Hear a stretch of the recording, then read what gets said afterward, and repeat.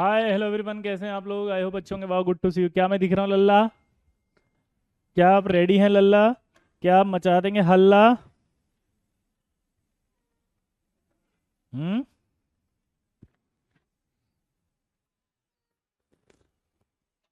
क्या आप रेडी हैं?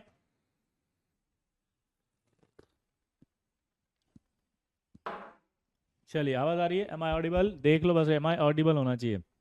हम्म। केमिकल बॉन्डिंग में आज हम पढ़ने वाले हैं, आपको पता है तो, आयनिक बॉन्ड। और हमने कल कहा था कि आयनिक बॉन्ड का एक नाम और होता है, फजान्स रूल।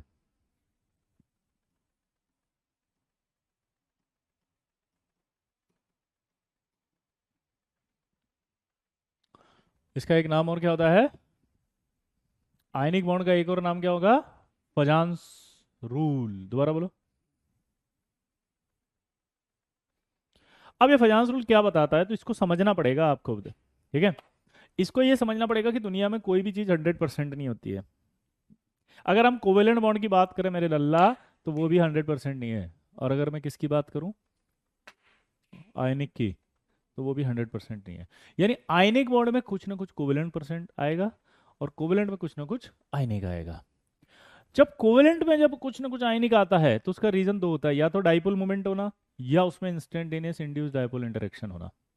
या तो उसमें डाइपोल इंटरेक्शन, या उसमें इंस्टेंटेनियस इंड्यूस डाइपोल इंटरेक्शन। कुछ याद करिए, हमने ये बोला था H2, और उस H2 के अंदर भी हमने बोला था कि परसेंटेज ऑफ एस करेक्टर क्या होता है, तो 2% आयनिक करेक्टर आ जाता था। याद करो, आया ना?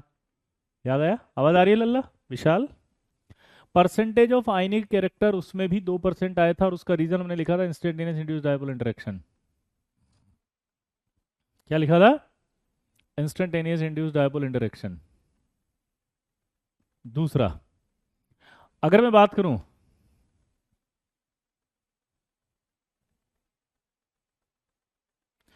कि आयनिक में कोवेलेंट कैसे आते हैं, क्या बोले? आयनिक में कोवेलेंट कैसे आएगा? आएगा, अपना टाइम आएगा। क्या बोला? आयनिक में कोवेलेंट कैसे आएगा, ये अगर हम देखें, तो आयनिक में कोवेलेंट बताने के लिए आया था फजांस। तो अब फील आई आपको अंदर से कि हम फजांस क्यों पढ़ रहे हैं? क्योंकि फजांस आयनिक कंपाउंड में कोवेलेंट कैरेक्टर को बताता है। बस इतना सा समझना, that is the topic. Topic क्या है बताओ? टॉपिक समझ में आ रहा है? बोलो। टॉपिक ये है कि यहां पर हम ये पढ़ेंगे किसी पे आयनिक में कोवेलेंट कैसे आ जाता है।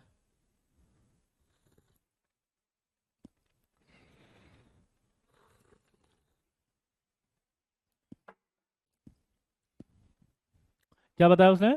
किसी भी आयनिक में कोवेलेंट कैसे आ जाता है। तो फजांस ने क्या बताना शुरू किया कि यार देखो, आयनिक कंपाउंड कैसे बनता है। जब ये आपके पास क्या हो, कैटायन, ये आपके पास क्या हो, एनायन। तो अगर आपके पास ये कैटायन है और ये एनायन है, तो उस कंडीशन में क्या होगा?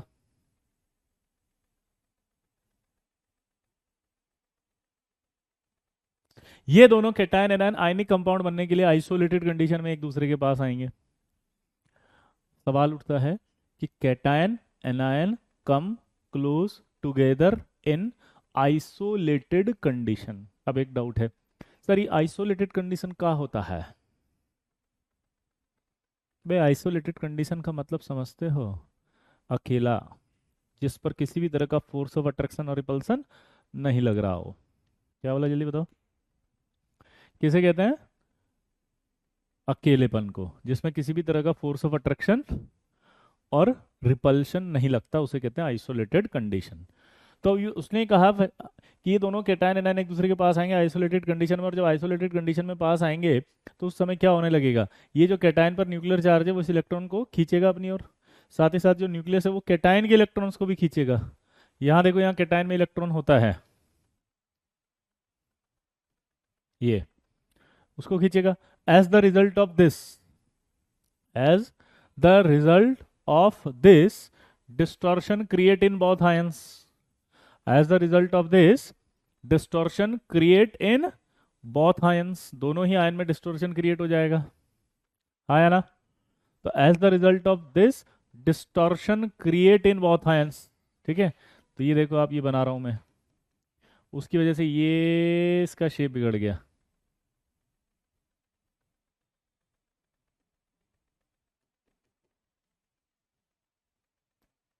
ये अपनी ओर खींच लिया था इसने, याद है। इसको अपन ने एक नाम और दिया था, पोलराइजेशन। क्या नाम दिया था? Polarisation.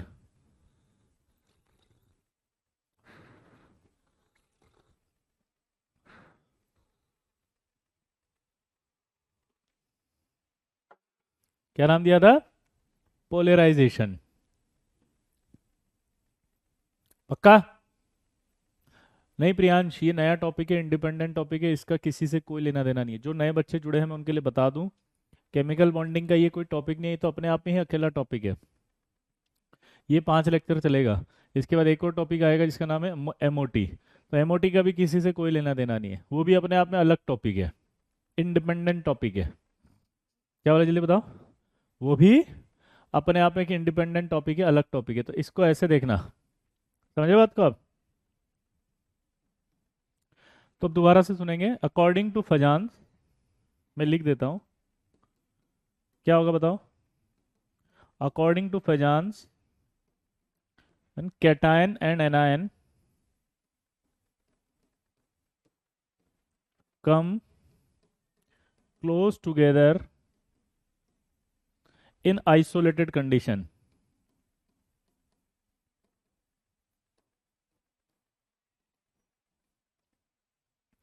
According to Fajans, cation and anion come close together in isolated condition, then electron cloud of anion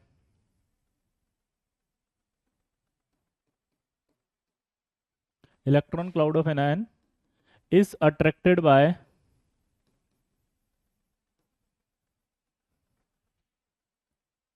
charge on cation.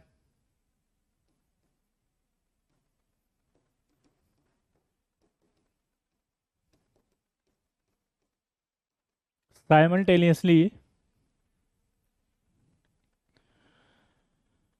electron cloud on cation is attracted by nucleus of anion.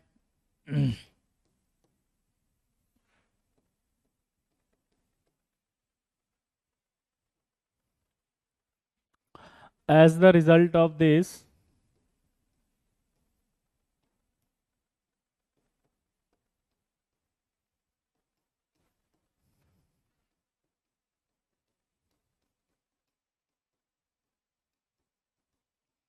distortion create in both ions,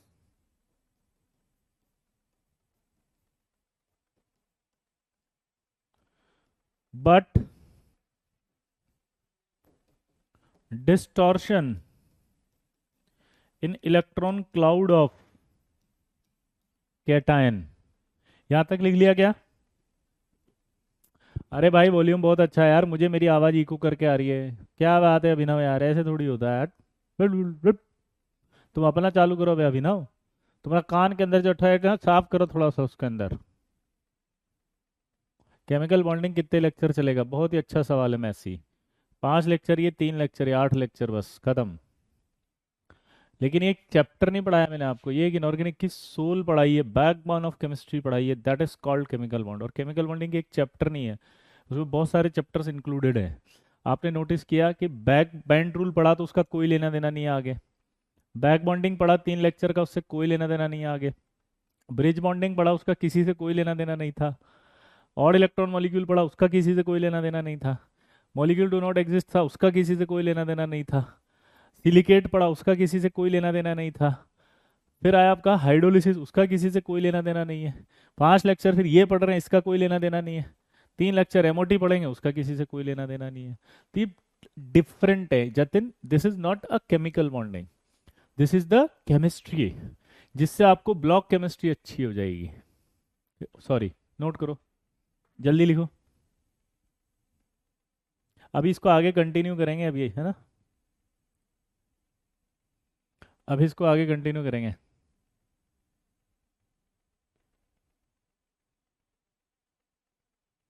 please यार don't demotivate me, okay. आप है ना demotivate मत करो ऐसे पूछ पूछ के लेक्चर, ऐसा लग रहा है जैसे मैं ज़बरदस्ती पढ़ा रहा हूँ। अगर मैं डीमोटिवेट हो गया ना तो सोच लेना बस, अब तुम ये ऐसे मत पूछो राज। मैं सिलेबस आज ही ख़त्म कर देता हूँ, बोल देता हूँ yes course complete, please do your homework. तो कोई ये नहीं पूछेगा सिलेबस कब खत्म होगा, कोई नहीं पूछेगा कितना चैप्टर बचा है, कोई नहीं पूछेगा। क्या सिर्फ ये पूछो जो पढ़ा रहा हूँ उसमें मस्त रहो। आपने प्रॉमिस किया था रैंक लाएंगे, आपने प्रॉमिस किया था ये सब नहीं पूछेंगे, आपने कहा था कि बस जो आप पढ़ाओगे फॉलो करेंगे ब्लाइंडली, फिर ये सब बातें क्यों पूछते हो? आप पहले स्टार्टिंग में डिमोटिवेट कर दो टीचर को, ने कि टीचर से को पढ़ना ही नहीं चाहता, हे भगवान कहाँ है तू, क्यों आ गया मैं? है क्या फायदा? मतलब नया टॉपिक आया साला, उसमें नया लेक्चर आया, नया मतलब हाँ, ऐसे थोड़ी होता है कोई यार।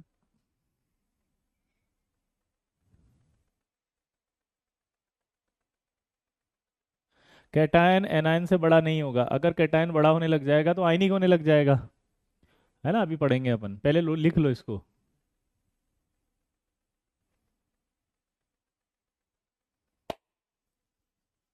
अब ये मत कहना कि डीमोटिवेशन का मतलब क्या होता है, हमको मालूम है नोटबंदी।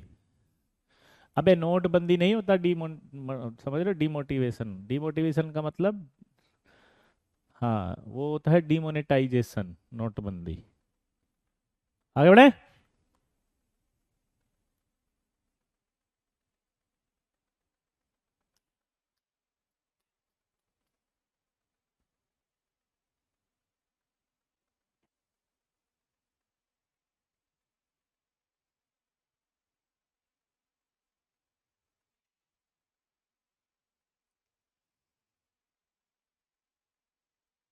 डिस्टॉर्शन इलेक्ट्रॉन क्लाउड ऑफ, मैं दूसरे पेन से लिख रहा हूँ ताकि याद रहे। Distortion in electron cloud of cation is negligible.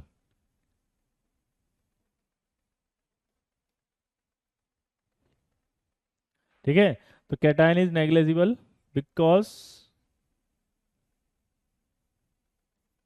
Of its small size. ठीक है, electron cloud of cation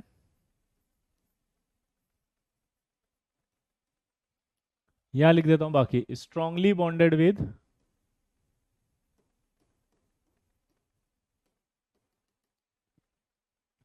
nucleus of cation.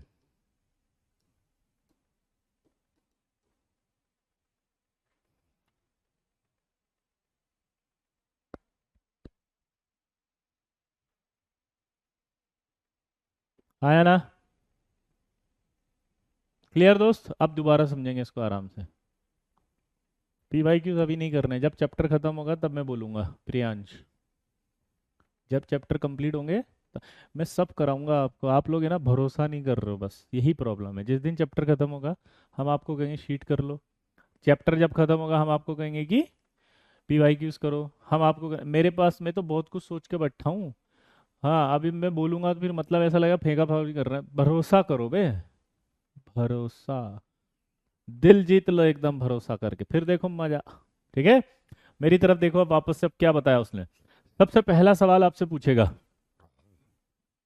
कि आयनिक बॉन्ड में हम पढ़ क्या रहे हैं, फजांस रूल। दूसरा सवाल पूछेगा फजांस रूल क्या होता है।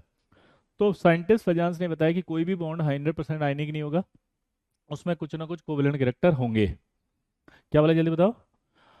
कोई भी आयनिक कंपाउंड नहीं होगा, उसमें कुछ ना कुछ कोवेलेंट कैरेक्टर होंगे। अब ये कोवेलेंट कैसे आया वो देखो, ये कैटायन था, ठीक है, ये कैटायन था, मतलब ये इसके ऊपर प्लस बना दिया, ये एक एनायन था। ये दोनों जब एक दूसरे के पास आएंगे आइसोलेटेड कंडीशन में, तो आपको पता है ना कि ये जो कैटायन का चार्ज है इस इलेक्ट्रॉन को अपनी ओर खींचेगा, साथ ही साथ ये जो न्यूक्लियस है ये इसके इलेक्ट्रॉन को खींचेगा, जिसकी वजह से as the result of this distortion create in both ion. Distortion का मतलब क्या होता है? शेप बिगड़ जाना।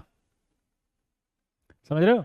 इसका मतलब क्या होता है? शेप बिगड़ जाना। तो distortion create in both ions, पक्का?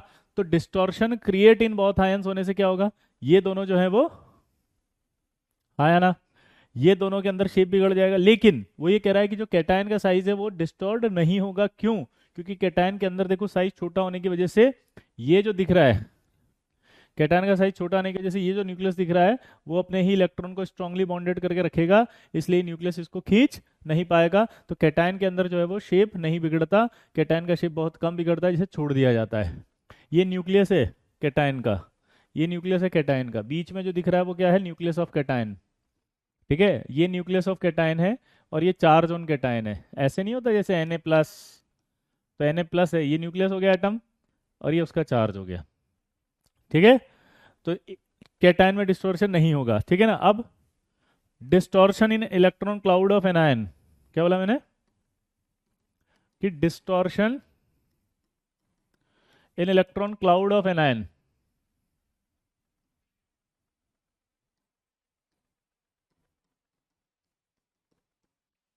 distortion in electron cloud of anion is called polarization of anion. Distortion in electron cloud of anion is called polarization of anion. Is called polarization of anion. ठीक है, पक्का। और note करके क्या लिखेंगे, the tendency of cation,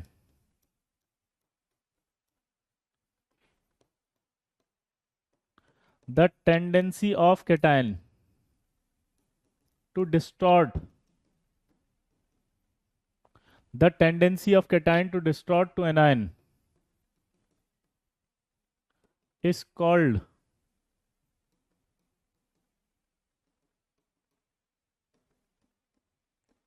polarizing power of cation. The tendency of cation to distort to anion is called polarizing power of cation, या इसका एक नाम और होगा चार्ज डेंसिटी, या एक और नाम होगा degree of covalency.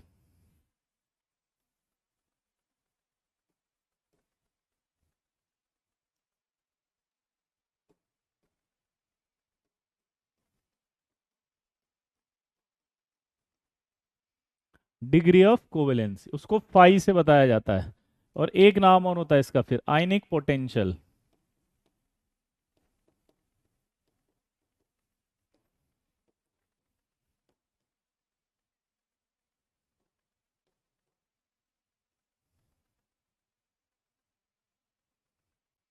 Ionic potential phi बराबर होगा चार्ज अपॉन साइज। ठीक है, अब ये बोल रहा है कि अगर फाई बढ़ेगा यानी कि पोलराइजेशन बढ़ेगा, फाई बढ़ेगा मतलब इसकी चार्ज डेंसिटी बढ़ेगी, तो हम क्या बोलेंगे, पोलराइजेशन बढ़ेगा। आया ना। और ये पोलराइजेशन बढ़ने से ही कोवेलेंट कैरेक्टर आते हैं।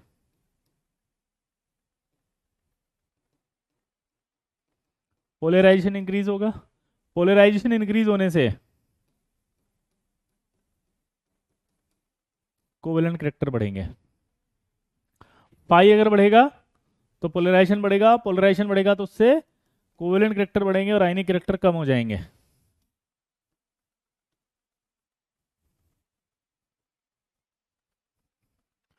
फाई बढ़ेगा, पोलराइजेशन बढ़ेगा, पोलराइजेशन बढ़ेगा, कोवेलेंट कैरेक्टर बढ़ेंगे, कोवेलेंट कैरेक्टर बढ़ेंगे, आयनिक कैरेक्टर घटेगा। ये आयनिक पोटेंशियल का मतलब polarizing power of cation. Polarizing power of cation बोलो, फाई बोलो। अरे यार ये गड़बड़ हो गई क्या, तो यहाँ लिख देते हैं polarizing power of cation, charge density and ionic potential. इसके इतने सारे नाम हैं, एंड आयनिक पोटेंशियल। पक्का। अब मजेदार बात सुनो, पाई का मतलब है आयनिक पोटेंशियल और इसके इतने सारे नाम है, polarizing power, charge density, degree of covalency या आयनिक पोटेंशियल, सब एक ही हैं। ये सारी टर्म एक ही हैं। ये इसका मतलब होता है चार्ज अपॉन साइज। तो जब भी अगर फाई बढ़ेगा तो पोलराइजेशन बढ़ेगा। अब जिन्होंने लिख लिया हो बता देना, मैं पीछे जाऊंगा वापस पिछली वाली स्लाइड पर।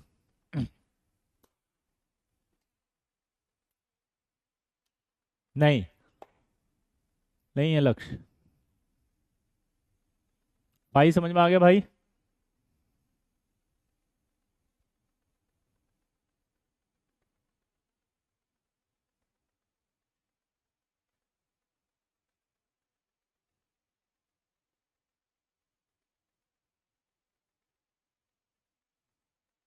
अब आ गया। अब इधर देखो, वापस आते हैं इधर, फिर से समझना। जब ये कैटायन इसके पास आएगा तो इलेक्ट्रॉन को अपनी ओर खींचेगा, जिससे क्या होगा, शेप बिगड़ेगा। शेप बिगड़ने को कहेंगे हम पोलराइजेशन। ये पोलराइजेशन बढ़ता है तो कोवेलेंट कैरेक्टर बढ़ते हैं। दोबारा से बोलो। आई सी का मतलब होगा आयनिक कैरेक्टर, वो घटते हैं। आई सी का मतलब क्या होता है, आयनिक कैरेक्टर घटते हैं। तो ये जब अट्रैक्ट करेगा तो इसको क्या कहेंगे हम, पोलराइजेशन। ये जो इसका शेप बिगड़ रहा है, पोलराइजेशन का मतलब होता है, पोलराइजेशन अगर बढ़ा तो कोवेलेंट कैरेक्टर बढ़ेंगे। दोबारा से बोलो, पोलराइजेशन अगर बढ़ेगा तो कोवेलेंट कैरेक्टर बढ़ेंगे। पोलराइजेशन अगर बढ़ेगा तो कोवेलेंट कैरेक्टर बढ़ेंगे। दोबारा से बोलो, कोवेलेंट कैरेक्टर बढ़ेंगे। लेकिन एक चीज समझ में नहीं आई, पोलराइजेशन बढ़ेगा तो कोवेलेंट कैरेक्टर कैसे बढ़ रहे हैं, इसकी फील नहीं आ रही अंदर से। दोबारा से बोलो, पोलराइजेशन अगर बढ़ेगा तो कोवेलेंट कैरेक्टर कैसे बढ़ेंगे, इसकी फील नहीं आ रही सर अंदर से। क्या बोला, जल्दी बताओ। पोलराइजेशन अगर बढ़ेगा तो कोवेलेंट कैरेक्टर कैसे बढ़ेंगे, इसकी फील नहीं आ रही सर जल्दी से। तो एक एग्जांपल से समझाता हूँ, सुनना जरा, दो कहानी सुनाता हूँ। एक बार क्या हुआ, राम रावण युद्ध हुआ भयानक। उसके अंदर क्या हुआ कि रावण जो है वो थोड़ा सा पीछे हटने लगा। मतलब उसको लगा कि यार मैं, मतलब बहुत सारे मेरे योद्धा जो है वो लुढ़क गए। तो क्या होता है ऐसे में, फिर थोड़ा सा दिमाग खराब होता है। तो उन्होंने मेघनाथ को भेजा। अच्छा, मेघनाथ एकमात्र ऐसा योद्धा था जो, जिसे कोई नहीं मार सकता था। सबसे ताकतवर, बलशाली, शक्तिशाली। वो गया, उसने जब तीर चलाया, लक्ष्मण जी के लगा, लक्ष्मण जी घायल। अब भाई साहब, पूरी रामायण में सिर्फ एक ही इंसान थे जो सब कुछ कर सकते थे, जिनका नाम था जय बजरंगबली। उनको बुलाया गया, बुलाओ। और बोला कि यार ये तो मूर्छित हो गए, अब अगर इनको कुछ हो गया तो सब खत्म। तो हनुमान जी कहा, रुको मैं डॉक्टर लेके आता हूँ। डॉक्टर कौन, वैद्य होते थे उस जमाने में। कहाँ मिलेगा, सिटी में। सिटी कौन सी थी, लंका। पहुंच गए सीधे लंका। लंका में जाके वहाँ जो डॉक्टर फेमस थे सुश्रुत, उनको उठा लाए कि चलो। वो आए, उन्होंने देखा, अरे बाप रे बहुत भयानक बूटी है, चाहिए। उस बूटी का नाम क्या है, संजीवनी बूटी। भाई साहब, संजीवनी बूटी उन्होंने पर्चे में लिख दी, दिस इज द मेडिसिन, लेके आओ। कहाँ मिलेगी, वो मेडिकल स्टोर में। मैं कहाँ पर, कि वो हिमालय पे। गए वो, पहुंच के वहां देखा तो भाई साहब बहुत सारी बूटियां दिख रही, समझ कंफ्यूज हो गए वो तो। अब बचाना भी था, टाइम है नहीं, कंफ्यूजन बहुत। तो बोला जय श्री राम, फक लगे से ऐसे पूरा का पूरा पहाड़ उठा लिया इतना बड़ा, और जा करके रख दिया। ठीक है, सुश्रुत जी के सामने। बोला ढूंढ लो। उन्होंने फटाफट बूटी ढूंढ के और लक्ष्मण जी को जिंदा कर दिया। एक कहानी है। दूसरी कहानी, एक बार कृष्ण भगवान बचपन में खेल रहे थे। ठीक है, अब वो खेलते खेलते खेलते खेलते क्या हुआ, उन्होंने देखा कि सब पूजा कर रहे हैं। उन्होंने पूछा काय की पूजा कर रहे हो, बोला इंद्र भगवान ही। बोला इंद्र भगवान की पूजा क्यों कर रहे हो, बोला ये बारिश करेंगे। तो उनको तो कृष्ण भगवान ने, इंद्र भगवान पूजा करते होंगे, पहाड़ पूजा करते हैं पहाड़ों की वजह से आती है बारिश, जाओ इनकी पूजा करो। मोस्ट साइंटिफिक पर्सन थे उस जमाने के। अगर आप देखा जाए तो बताओ, 5,000 साल पहले उस आदमी ने इस बात की खोज कर दी कि कौन बारिश करता है, पहाड़। काइनेटिक एनर्जी के स्रोता, सबसे बड़े म्यूजिशियन।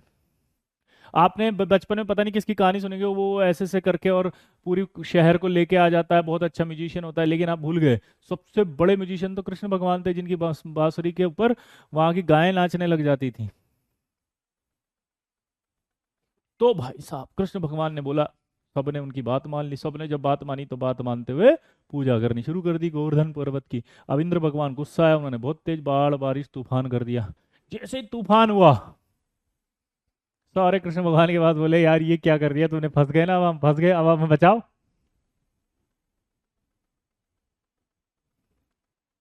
क्या करें। तो उन्होंने क्या करा, पर्वत उठाया, ऐसे स्टाइल में देखा होगा फोटो, ऐसे एक उंगली से उठा रखा, कई बार फोटो देखी होगी बचपन में। हाँ है ना, ऐसे उठा रखा है। अब इन दोनों को कंपेयर करते हैं, ध्यान सुनना। यहां पर पहले वाले केस में हनुमान जी शक्तिशाली, महाशक्तिशाली, बलशाली, संकट मोचन हनुमान, इतने ताकतवर कि कुछ भी कर सकते थे। एक बार हुआ था ऐसा, वो युद्ध हुआ, उसके अंदर उन्होंने भगवान श्री राम से बोला कि क्या नाटक चल रहा है इतना, एक बार जाने दो ना, एक घुम्मी मारूंगा निपटा दूंगा रावण को। कुछ नहीं, खत्म, टाटा बाय बाय, हटाओ। राम जी ने कहा भाई मैं काहे के लिए आया हूँ यहाँ, है मेरा भी तो रोल है, तू आराम कर थोड़ा। नहीं तो उन्होंने बोला था एक दिन, आपको पता नहीं कथाओं में लिखा हुआ, उन्होंने कहा एक घूंसा मारूंगा निपटा दूंगा इसमें, यहीं यहीं लुढ़क जाएगा, ये बहुत ज्यादा हो गया इसका, इतने प्यार से बात कर रहे हो आप, पता नहीं क्या कर रहे हो ये। शांति काट। तो एक तरफ इतने बलशाली और दूसरी तरफ एक बच्चे छोटे से कृष्ण भगवान, जब शक्तिशाली उनको उठाना पड़ा हनुमान जी को, तो फोटो देखा होगा ऐसे पूरी ताकत से उठा के हाथ से फिर रख रहे हैं ऐसे, और इधर कृष्ण भगवान ने ऐसे उठा लिया। पता है क्यों? क्योंकि कृष्ण भगवान को उस पहाड़ का सेंटर ऑफ मास पता था, इसलिए उन्होंने एक उंगली से उठा लिया तुरंत, और हनुमान जी ताकत से उठा रहे थे। तो इसका मतलब क्या निकला? इसका मतलब ये निकला कि हर एक थ्योरी के पीछे एक सेंटर ऑफ मास होता है। अगर आपको सेंटर ऑफ मास पता चल जाए तो पूरी थ्योरी उस पर टिक जाती है, और फिर आपको कोई डाउट नहीं आता। यहां पर भी उसका एक सेंटर ऑफ मास बताऊंगा अभी। अगर मैं वो लाइन आपको समझा दूं और आपके दिमाग में वो बैठ जाए, तो आपको इस पूरे टॉपिक में कोई नहीं हिला सकता। क्या बोला, जल्दी बताओ, समझ रहे बात को? मोरल ऑफ द स्टोरी क्या है? सेंटर ऑफ मास, यानी कि इसके अंदर एक हिंट छुपा हुआ है, की पॉइंट छुपा हुआ है, एक ऐसी बात छुपी हुई है जो अगर मैंने बता दी तो उसके बाद ये टॉपिक खत्म, टाटा बाय बाय, कुछ भी नहीं बचा, फिर 2 मिनट का है। देखो कैसे मजेदार चीज, और जिंदगी में कोई नहीं बताएगा आपको ये। चले जाना मेरे लल्ला, कहीं भी मचाने हल्ला, इनऑर्गेनिक ऐसा कोई नहीं पढ़ाएगा, मत पढ़ो किसी चक्कर में, कोई नहीं है टक्कर में, पहले ही बोल देता हूं। हाँ, क्यों? सेटिस्फेक्शन नहीं, कलेक्शन चाहिए। क्या बोला मैंने?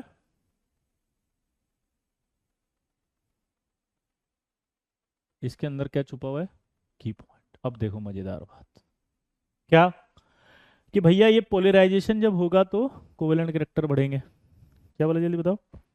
पोलराइजेशन जब बढ़ेगा तो कोवेलेंट कैरेक्टर बढ़ेंगे। क्या बोला, जल्दी बताओ? पोलराइजेशन अगर बढ़ेगा तो कोवेलेंट कैरेक्टर बढ़ेंगे। तो पहले समझ लेना कोवेलेंट कैरेक्टर क्या होता है। कोवेलेंट कैरेक्टर होता है ऐसे, ये कोवेलेंट बॉन्ड होता है, इन दोनों इलेक्ट्रॉनों पर इसका भी अधिकार है, इन दोनों इलेक्ट्रॉन पर इसका भी अधिकार है। अब यहां पर अगर आप देखो ध्यान से, जब ये कैटायन अकेला है और ये एनायन अकेला है, तो इस इलेक्ट्रॉन पर सिर्फ इसका अट्रैक्शन है, इस वाले इलेक्ट्रॉन पर सिर्फ इसका अट्रैक्शन है। जब ये पास आए पोलराइजेशन हुआ, तो ये जो इलेक्ट्रॉन्स हैं, इन इलेक्ट्रॉन्स की बात करो, तो इसका भी अट्रैक्शन लगना शुरू हो गया, और ये जो न्यूक्लियस है इस पर, इसका भी अट्रैक्शन लगना शुरू हो गया। नहीं आया समझ में?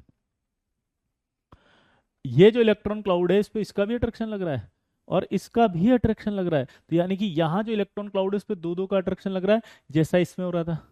ये जो इलेक्ट्रॉन क्लाउड होता है इस पे इस एच का भी अट्रैक्शन है, इस एच का भी अट्रैक्शन है। तो यानी कि ये कोवेलेंट कैरेक्टर ही तो हुआ जिसपे दोनों का अट्रैक्शन लगा। तो यहाँ पर अगर इलेक्ट्रॉन आना शुरू हो गए, तो इन दो इलेक्ट्रॉनों पर इन दोनों का अट्रैक्शन लगना शुरू हो गया। तो इन इलेक्ट्रॉन पर इन दोनों का अट्रैक्शन, इन इलेक्ट्रॉन्स पर इन दोनों का अट्रैक्शन, इन इलेक्ट्रॉन्स पर इन दोनों का अट्रैक्शन। तो अगर इन दोनों का अट्रैक्शन लगना शुरू हो गया, तो आप समझ सकते हैं क्या प्रॉब्लम हो गई। इन दोनों का अट्रैक्शन लगना शुरू हो गया, इसका मतलब ये हुआ कोवेलेंट कैरेक्टर आना शुरू हो गया। तो दिमाग की बत्ती जली। जितना ज्यादा इलेक्ट्रॉन क्लाउड यहाँ आएगा, जितना ज्यादा इलेक्ट्रॉन क्लाउड यहाँ आएगा, जितना ज्यादा इलेक्ट्रॉन क्लाउड यहाँ आएगा, उतना ही आपका क्या होगा, कोवेलेंट कैरेक्टर होगा कि नहीं होगा बताओ? क्योंकि यही तो कोवेलेंट कैरेक्टर है, यही तो पोलराइजेशन है। तो इसका मतलब पोलराइजेशन बढ़ने से कोवेलेंट कैरेक्टर बढ़ेगा। अब फील लो, अंदर से, अंदर से आग निकलनी चाहिए, फील, रटना नहीं है, फील। अगर मैं इस पर चार्ज बढ़ा दूं पॉजिटिव, ये पॉजिटिव चार्ज बढ़ जाए, तो इलेक्ट्रॉन को ज्यादा खींचेगा नहीं खींचेगा? ज्यादा खींचेगा तो पोलराइजेशन ज्यादा होगा कि नहीं होगा? पोलराइजेशन अगर ज्यादा होगा तो कोवेलेंट कैरेक्टर बढ़ेगा कि नहीं बढ़ेगा? कोवेलेंट कैरेक्टर अगर बढ़ेगा तो आयनिक कैरेक्टर घटेगा कि नहीं घटेगा? तो एक सवाल, पॉजिटिव चार्ज ऑन कैटायन अगर बढ़ना शुरू हो जाए तो कोवेलेंट कैरेक्टर बढ़ना शुरू हो जाएगा? बोलो। अगर पॉजिटिव चार्ज ऑन कैटायन बढ़े तो कोवेलेंट कैरेक्टर बढ़ना शुरू हो जाएगा? आया ना? फील ही नहीं आ रही।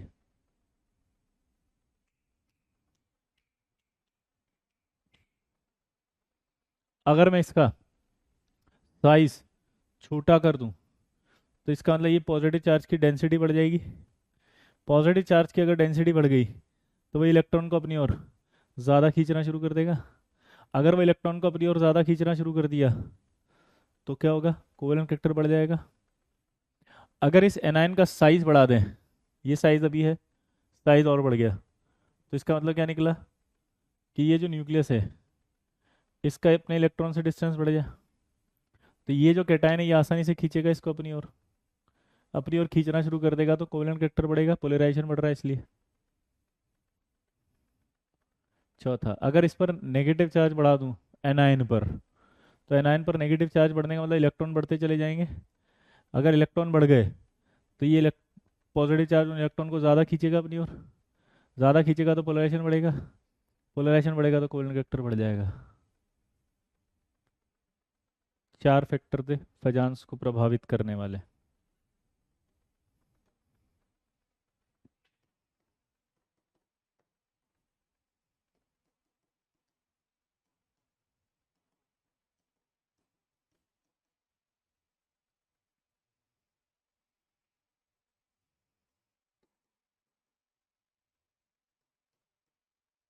फर्स्ट है चार्ज ऑन कैटायन, बता दो जल्दी से।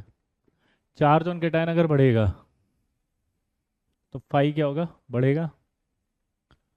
फाई अगर बढ़ेगा तो कोवेलेंट कैरेक्टर क्या होगा, बढ़ेगा।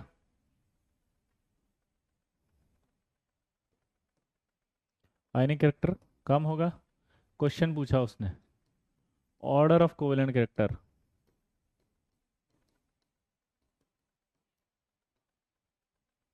क्वेश्चन क्या पूछा उसने, ऑर्डर ऑफ कोवेलेंट कैरेक्टर, ध्यान देना इधर।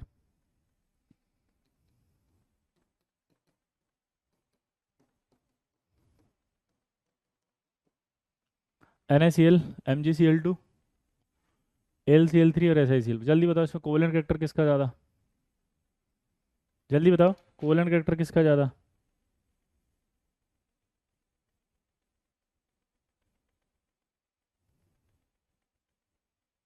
सोचो और करो।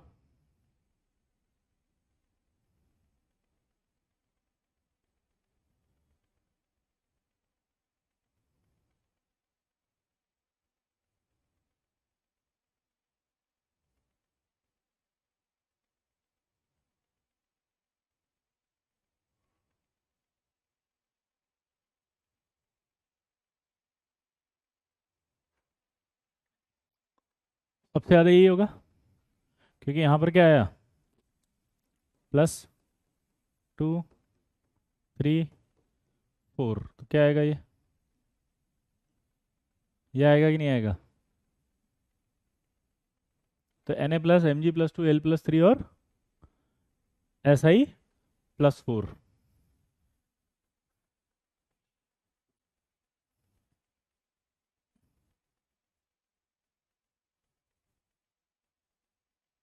बोलो हाँ या ना। दूसरा बताओ, साइज ऑफ कैटायन अगर कम हो तो फाई बढ़ेगा, कोवेलेंट पोलराइजेशन बढ़ेगा। फाई बढ़ेगा तो यहाँ एक और वर्ड जोड़ देंगे हम, पोलराइजेशन।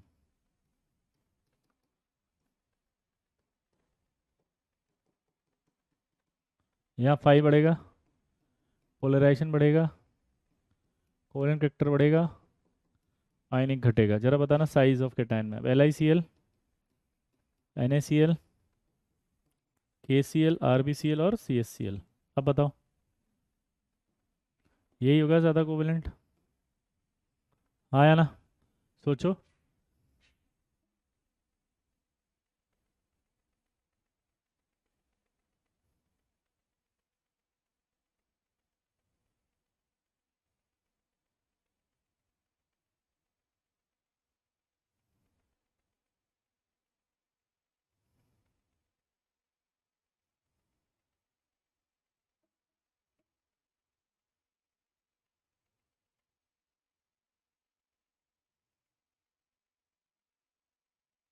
हो गया, साइज कैसे वजह से, ठीक है। साइज अगर छोटा होगा तो फाई बढ़ेगा ना, क्योंकि फाई बराबर अभी अपन ने क्या करा था, चार्ज अपॉन साइज। ये मैं जितना पढ़ा रहा हूँ ना, ये मैं समझा चुका हूँ पहले ही। आप समझ रहे हो? समझ रहे हो शुभम? कैटायन का साइज अगर क्या हुआ, छोटा, तो फाई क्या हुआ, ज्यादा। फाई ज्यादा होते ही पोलराइजेशन ज्यादा करेगा, वो कोवेलेंट बढ़ाएगा, आयनिक बढ़ा देगा। हाँ या ना? बोलो।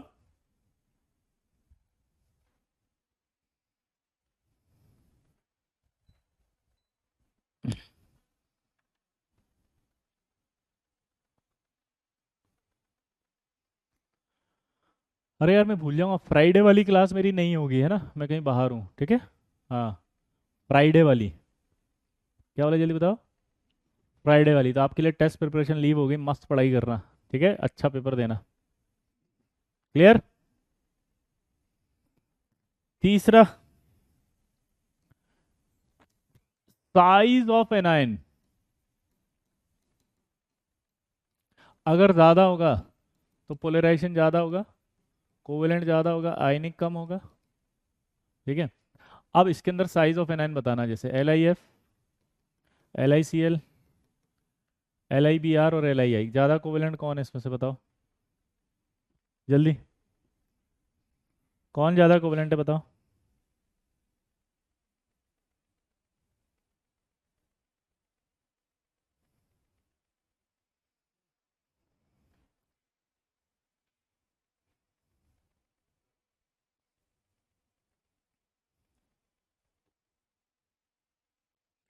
नहीं, F वाला कैसे कोवेलेंट हो सकता है? साइज ऑफ एनायन किस में बढ़ रहा है, आयोडीन में, तो सबसे ज़्यादा कोवेलेंट वही होगा ना।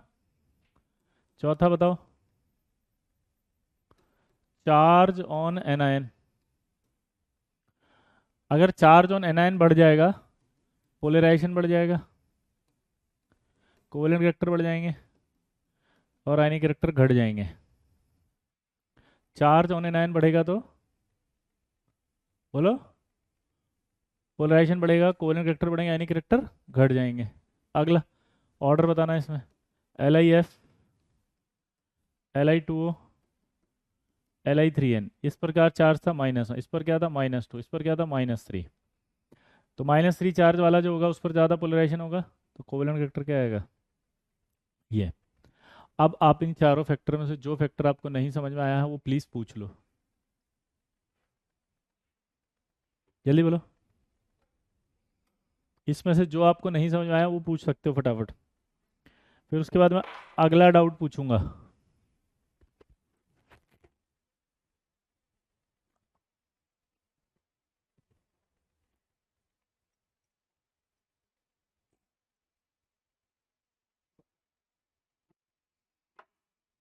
सब आ गए? बच्चे कह रहे हैं कि सब आ गए, ऑल क्लियर।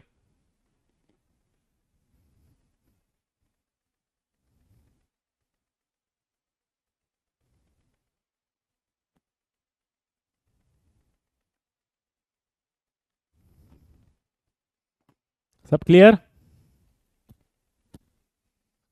अब देखो,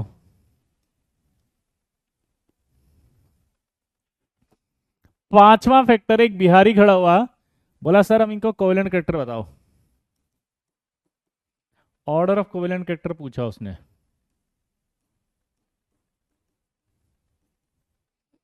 एक तो बिहारी खड़ा हुआ, और बिहारी खड़ा होकर बोलता सर, हम बोले हाँ, बोलो सर समझ नहीं आ रहा है, सर ये कौन सा थ्योरी है जो आप हमें पढ़ा रहे हो, और क्यों इस कोवेलेंट बॉन्ड के नाम पे हमें बुड़बक बना रहे हो।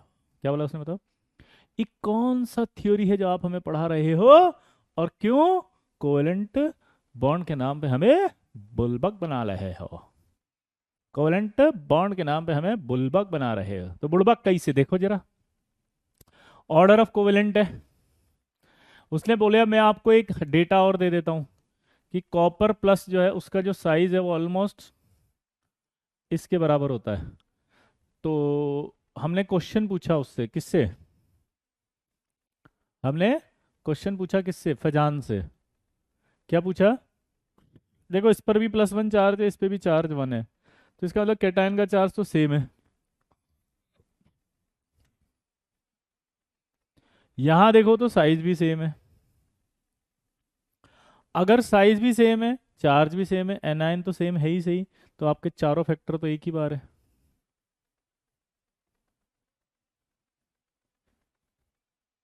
चारों फैक्टर कांस्टेंट है, तो इसमें कैसे बताओगे किसका कोवेलेंट कैरेक्टर ज्यादा?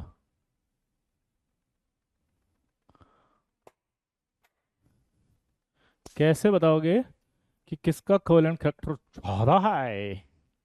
बोलो, कैसे बताओगे कि किसका कोवेलेंट कैरेक्टर ज्यादा है? बोलो, कैसे बताओगे कि किसका कोवेलेंट कैरेक्टर ज्यादा है? दोबारा बोलो, कैसे बताओगे कि कोवेलेंट कैरेक्टर ज्यादा है? फंस गए ना बाबू। तो उसने बोला चुप बैठो बे चुप, जब पूरा नहीं आता तो काहे बुड़बक बनते हो? इधर देखो, पांचवा फैक्टर भी बताया फिर उसने। पीपी पीपी ला ले, ये लो लिख लो भाई, लिख लो आराम से लिखो, तसल्ली से लिखो। फिर पांचवा फैक्टर बताएंगे कि आखिर कौन सा ऐसा होगा जिसका कोवेलेंट कैरेक्टर ज्यादा होगा। कौन सा ऐसा होगा जिसका कोवेलेंट कैरेक्टर ज्यादा होगा?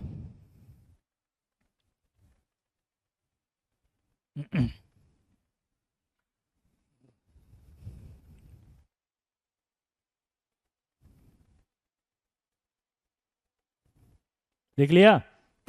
तो पांचवा फैक्टर पे चलेंगे अब, और वो पांचवा फैक्टर था type of cation.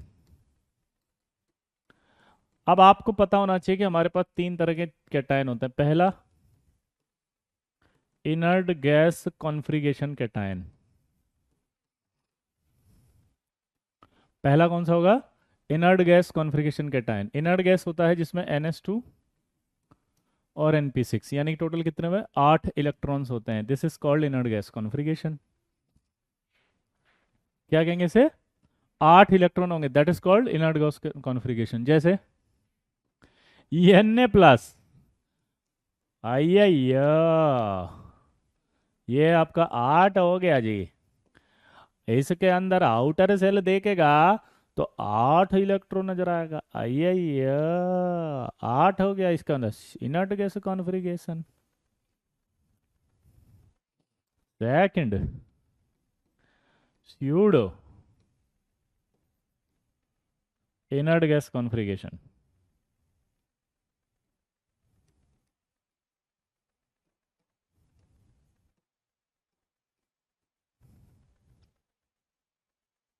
Pseudo inert gas configuration, इसमें 8 तारा इलेक्ट्रॉन ये, यान S2, यान P6, यान D10। आइया, कितना? 8 तारा। क्या? 18 इलेक्ट्रॉन, लाइक कॉपर।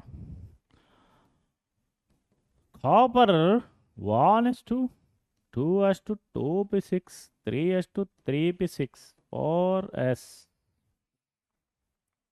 1 3d10 रखता है। 4s इलेक्ट्रॉन चला गया तो ये 3d10 आ गया।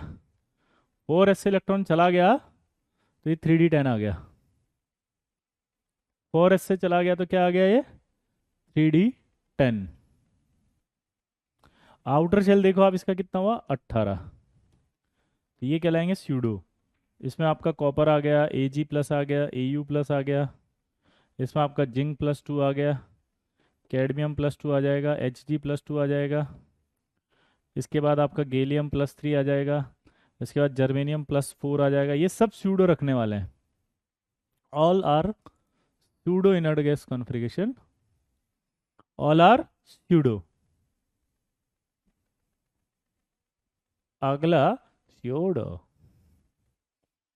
तीसरा टाइप। अय्या, तीसरा टाइप। अय्या, तीसरा type.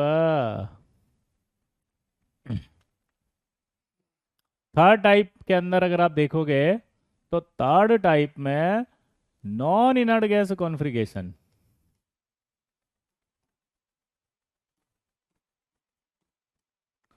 Non inert gas configuration क्या होता है? आइया, यान S2 यान P6 यान D10, n+1 S2, 18 +2 इलेक्ट्रॉन। आइया, क्या बोला जल्दी बताओ? 18+2। सिंपल है कि नहीं है? अब इसके एग्जाम्पल कौन होते हैं वो देखो। थीलियम 81 अगर मैं लिखूं तो दिमाग की बत्ती जलाना। क्या आएगा? S, S P, S P, S D P, S D P, S F D P. 1 2 2 3 3 4 3 4 5 4 5 6 4 5 6। Electron fill करो। 2 2 6 2 6 2 10 6 2 10 6 2 14। नहीं ना, 4F 14 10 6P1। क्लियर? अब इसको आप ऐसे अरेंज करो शेल वाइज। तो क्या आएगा ये? 1s2 2s2 2p6 3s2 3p6 3d10। ठीक है, 3s2 3p6 3d10 4s2 4p6 4d10 4f14 5s2 5p6 5d10 और लास्ट में आएगा फिर 6s2 6p1। अब अगर मैं यहाँ पर इसको थेलियम पर +1 लगा दूँ तो आप दिमाग की बत्ती जला दो। +1 करते ही ये हट जाएगा इलेक्ट्रॉन। और अगर ये इलेक्ट्रॉन हट गया तो आप देखो क्या हुआ।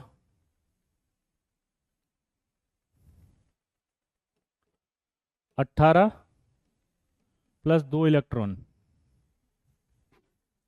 क्या बोला जल्दी बताओ, ये कितना हो गया टोटल? 18 + 2। इसको है ना 20 मत बोलना, ये हमेशा अलग शेल के हैं 2 इलेक्ट्रॉन, और ये 18 अलग इलेक्ट्रॉन है, इसलिए अलग से अलग बोला जाएगा। 18 + 2 इलेक्ट्रॉन।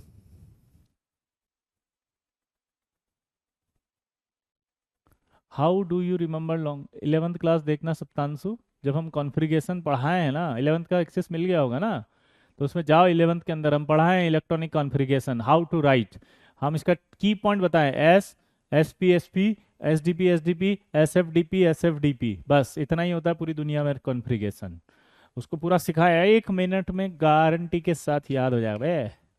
ए सप्तांशु, बहुत दुखी रहते हो तुम, जब से हम पढ़ाना शुरू किए बहुत चैटिंग में लिखते हो तुम, बहुत दुखी भरा लिखते हो हमेशा, कभी पॉजिटिव नहीं लिखते हो बे, हमेशा एकदम असहाय पीड़ित लाचार मंदबुद्धि अविकसित कुपोषण के शिकार, ऐसा स्टेटमेंट लिखते हो बिल्कुल। वो कभी खुशी वाला लिखा करो, लगना चाहिए पढ़ रहा हो तुम।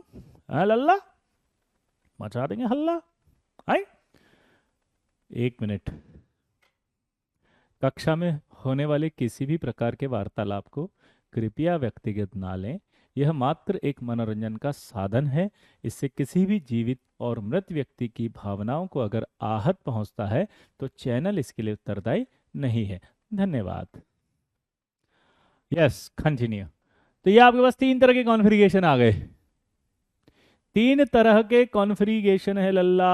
अब इन तीनों का फर्क क्या पड़ेगा वो हम बचाएंगे हम हल्ला। अब हमारे पास क्या हुआ, मान लो 3 कॉन्फ़िगरेशन आ गए, जैसे ये कैटायन आ गया, एनायन आ गया, और ये कॉन्फ़िगरेशन है इनर्ट गैस पहला।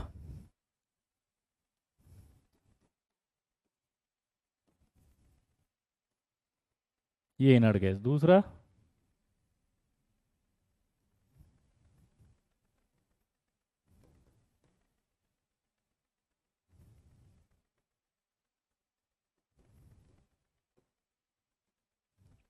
सूडो।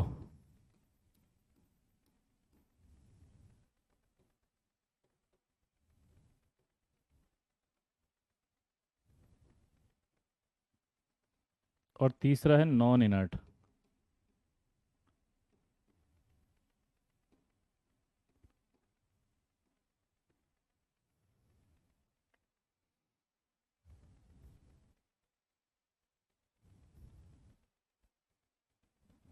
अब दिमाग की बत्ती जलाएंगे हम।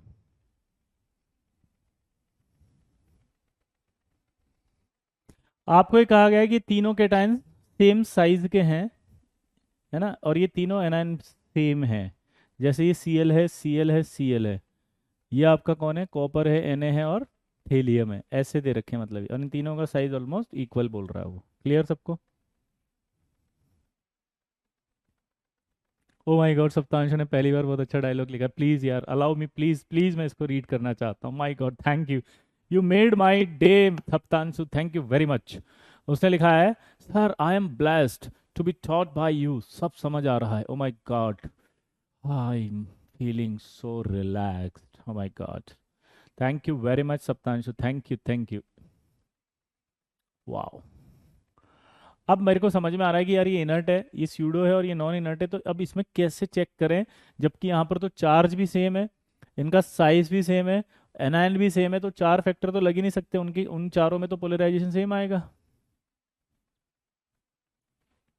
चारों में तो सेम आएगा, आया ना?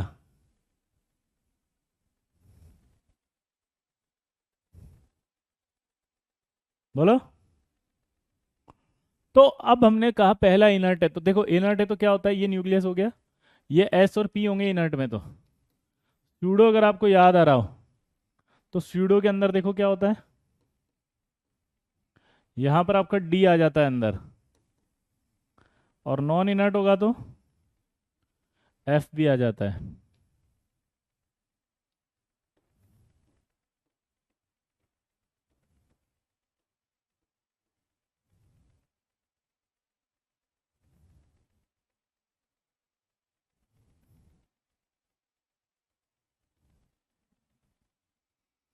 अब मुझे बताओ कि यहाँ पर जब आएगा 8 प्रोटॉन आएंगे एस और पी के मिला के, तो वो अट्रैक्शन इस ऑर्बिटल पे लगेगा, एस पर। यहाँ एस की शील्डिंग पावर ज़्यादा होती है, अगर आपको नहीं पता तो मैं आपको समझा दूँ। शील्डिंग पावर का जो इफेक्ट है वो होता ही सबसे ज़्यादा एस में, फिर पी में, फिर डी में और फिर एफ में। यानी सबसे ज़्यादा न्यूक्लियर चार्ज को जो रोकने की पावर है ऐसे खड़े होके, वो बताओ किसमें सबसे ज़्यादा न्यूक्लियर चार्ज को रोकने की पावर है? वो है एस में।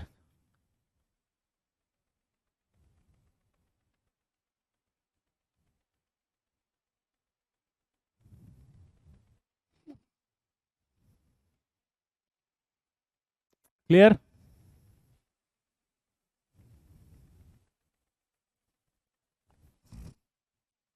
तो यहां पर आप देखोगे तो 8 था, 8 का न्यूक्लियर चार्ज जो था उसको एस और पी ने रोक लिया, तो यहां से न्यूक्लियर चार्ज इस पर कम जाएगा इसको पोलराइज करने। लेकिन जब यहां आएंगे तो डी में ये 10 आएंगे प्रोटॉन, और अगर ये डी में 10 आएंगे तो इसका मतलब ये 10 डी तो रोक नहीं पाएगा, शील्डिंग पावर कम है, तो ये सीधा एस पर जाएगा। तो पहले सिर्फ ये 8 को रोक रहा था, अभी 10 के भी रोकना पड़ेगा, 18 हो गए ना। तो ये न्यूक्लियर चार्ज बाहर की तरफ ज़्यादा जाएगा, तो इसका इलेक्ट्रॉन पोलराइज करने की पावर इसकी थोड़ी ज़्यादा हो जाएगी।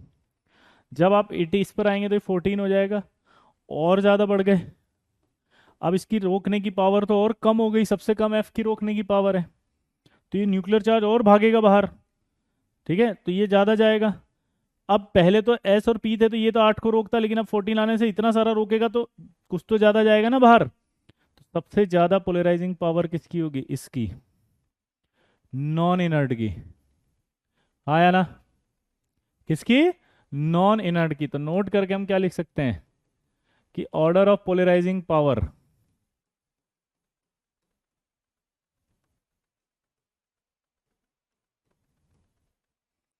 ऑर्डर ऑफ पोलराइजिंग पावर क्या होगा बताओ? सबसे ज्यादा ऑर्डर ऑफ पोलराइजिंग पावर की बात करें तो सबसे ज्यादा पोलराइजिंग पावर किसकी होगी? नॉन इनर्ट गैस कॉन्फ़िगरेशन की। फिर किसकी होगी? स्यूडो इनर्ट की। फिर किसकी होगी? इनर्ट की। सबसे ज्यादा पोलराइजिंग पावर अगर है किसी की तो किसकी है?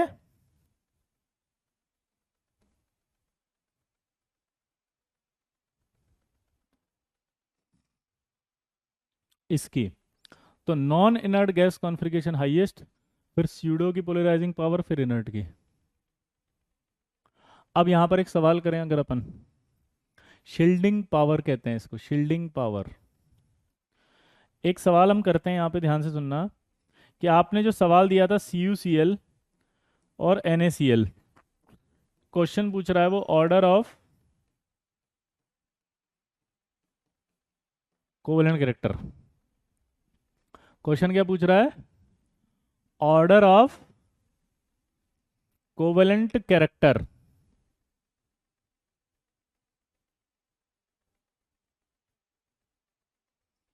ऑर्डर ऑफ कोवेलेंट कैरेक्टर किसका ज्यादा होगा? अब आप सोचो, ये आपका स्यूडो हो गया, ये आपका इनर्ट हो गया। दोबारा से बोलो, ये आपका क्या हो गया? स्यूडो। और ये आपका क्या हो गया? इनर्ट। तो इसका मतलब इसी की ज्यादा होगी, स्यूडो है तो। अगर मैं इसमें दूसरा सवाल पूछ लूं, AgCl और KCl, AgCl ज्यादा होगा। अगर मैं यहां पर बोलूं AuCl RbCl, तो किसका पोलराइजिंग पावर ज्यादा होगा? AuCl का।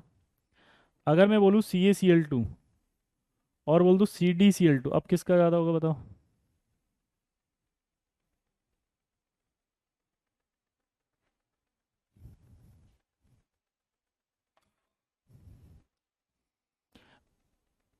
जल्दी बताओ।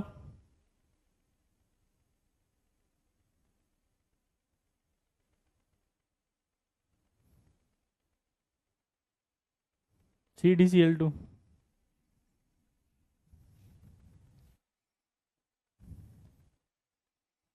अगर मैं CdCl2 और यहाँ BCl2 कर दूं, लेड वाला, तो अब कौन ज्यादा होगा बताओ?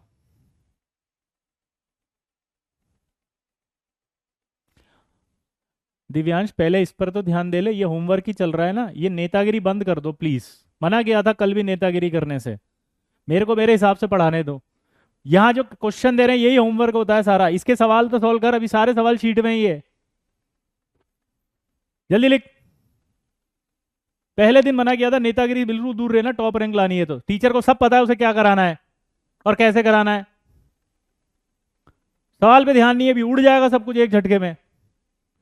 मैं कर रहा हूं ना बात, प्लीज।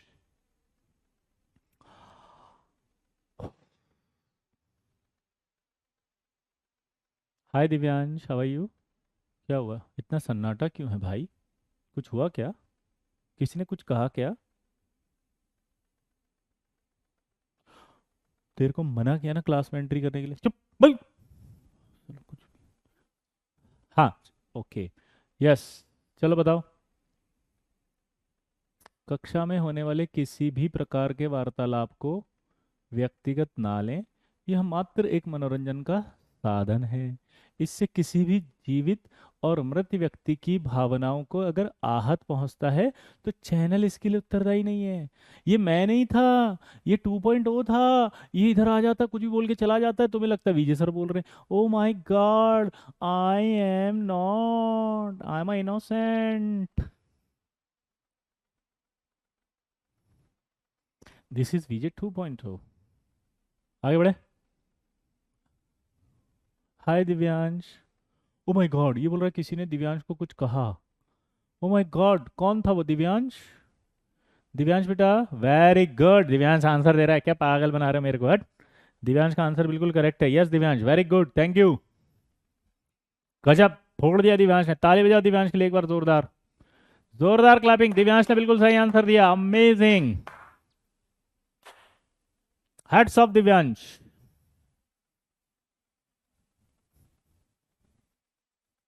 Heads of. अब दिमाग की बत्ती जलाते फटाफट।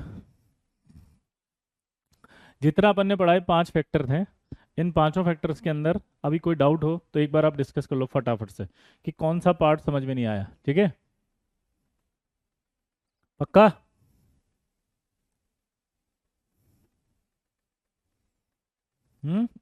एक बार समझा दूं ये वाला फैक्टर, पांचवा फैक्टर दोबारा समझा दूं?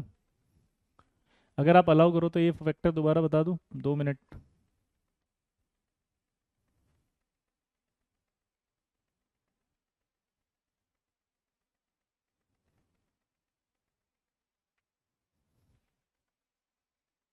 देखो इधर, मैं बताता हूँ। सबसे पहले डाउट ये था कि यार इसका चार्ज सेम, इसका चार्ज सेम, इसका साइज भी सेम है, और ये तो सेम ही है। तो इनमें तो कोवेलेंट करेक्टर देख ही नहीं पाओगे आप फिर तो। इनमें तो आप कोवेलेंट करेक्टर देख ही नहीं ये देगा एग्जामिनर। कुछ बच्चे सोच रहे हैं कि हमें कैसे पता चलेगा साइज सेम है कि नहीं है। ये देगा, ये दिया हुआ है, ये दिया हुआ है। क्या बोला? ये दिया हुआ है।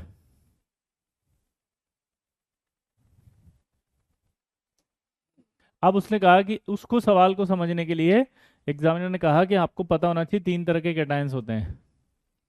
तो पहला कैटायन कौन सा होता है बताओ? Inert gas configuration cation. पहला कौन सा होता है? Inert gas configuration cation. दूसरा कौन सा होता है? ये तो याद हो गया ना, इनर्ट गैस 8 इलेक्ट्रॉन होते हैं। दूसरा होता है स्यूडो। स्यूडो में कितने होते हैं? 18 इलेक्ट्रॉन्स। तीसरा होता है नॉन इनर्ट गैस कॉन्फ्रिगेशन, जिसमें कितने होते हैं? 18 + 2 इलेक्ट्रॉन। जल्दी बोलो कितने होते हैं? 18 + 2 इलेक्ट्रॉन। ठीक है, यहाँ तक क्लियर हो गया। अब मुझे ये समझ में आया कि जब 18 + 2 होते हैं तो उसके अंदर क्या होता है? 4f आ चुका होता है ये। तो जैसे अगर मैं लेड +2 करता तो भी यही होता। अगर मैं बिस्मिथ +3 कर दूं 83 है तो भी यही होगा।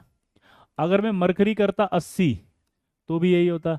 तो इन सब में, हेलियम प्लस में, लेड +2 और बिस्मिथ +2, गोले लगा देता हूं मैं, इन सब में कौन सा कॉन्फ़िगरेशन पाया जा रहा है? Non inert gas configuration. ठीक है, इन सब में कौन सा पाया जा रहा है? क्योंकि थेलियम 81 है, उसे +1 करा तो ये आया। तो लेड 82 है, +2 करते ही वो आ जाएगा। बिस्मिथ 83 है तो +3 करते ही वो आ जाएगा। हाँ या ना?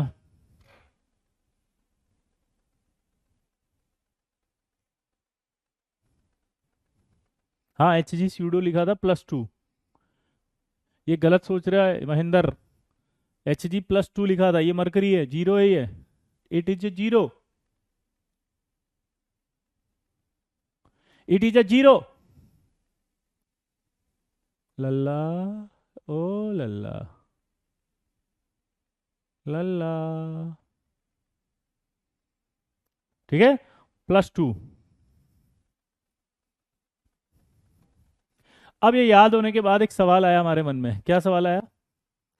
ठीक है, ऋषि 2 मिनट देगा, इसको इसको कंटिन्यू कर लें, है ना? वही तो आएगा फिर वहां पे लास्ट में, नेतागिरी फिर से चालू। मैं कर लूंगा, I can manage. Please stay away from my. Okay.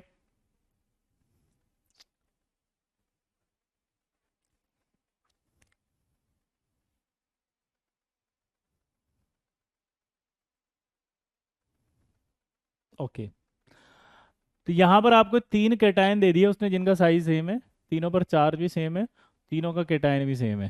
क्या बोल दिया उसने? जल्दी बोलो। चार्ज सेम, कैटायन सेम, और ये एनायन भी सेम। अब कैसे करेंगे? तो आप ये बताओ कि कोवेलेंट करेक्टर कैसे देख रहे थे? पोलराइजेशन से। भाई जिसमें ज़्यादा पोलराइजेशन ज़्यादा हो जाएगा उसका कोवेलेंट करेक्टर बढ़ जाएगा। जिसमें ज़्यादा पोलराइजेशन होगा कोवेलेंट करेक्टर बढ़ जाएगा। जिसमें ज़्यादा पोलराइजेशन होगा वो कोवेलेंट करेक्टर बढ़ जाएगा। हाँ या ना? तो ये तो फंडा सिंपल है कि जिसमें पोलराइजेशन बढ़ जाएगा उसका कोवेलेंट करेक्टर बढ़ जाएगा। हाँ या ना? कंफर्म?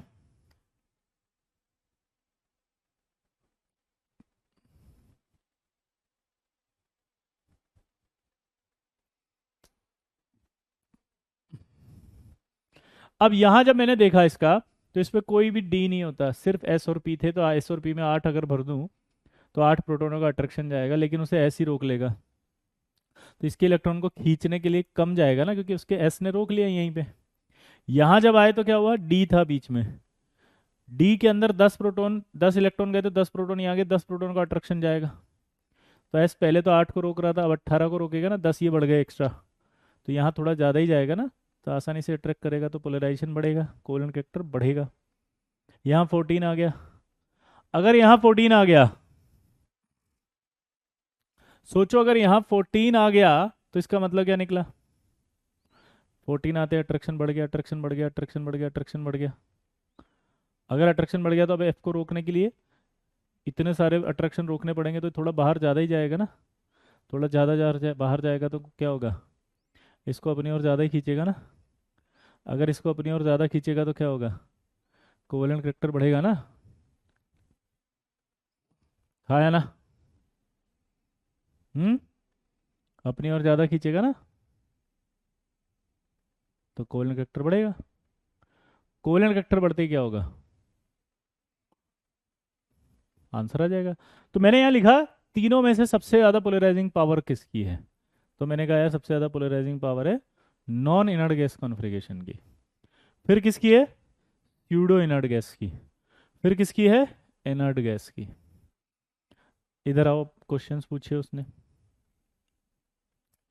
ठीक है, अगर मैं आपसे ये पूछूं कि सी यू सी एल और एन ए सी एल में, तो इसमें स्यूडो है, इसमें नहीं, तो ये ज़्यादा कोवेलेंट है। ए जी सी एल और के सी एल में ये, ठीक है, ए यू और आर बी में ए यू, सी ए और सी डी में सी डी।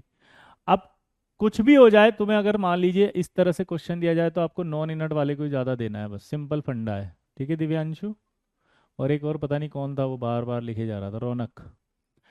क्योंकि आपको साइज नहीं देखना, क्योंकि वो एग्जामिनर का काम है, आपको सिर्फ ये देखना है कि पोलराइजेशन किसका ज़्यादा है, इसका, क्योंकि नॉन इनर्ट है, दैट्स इट, ये आंसर जाएगा। ठीक है, अगर आपने दिमाग लगाया तो गलत हो जाएगा आपका आंसर।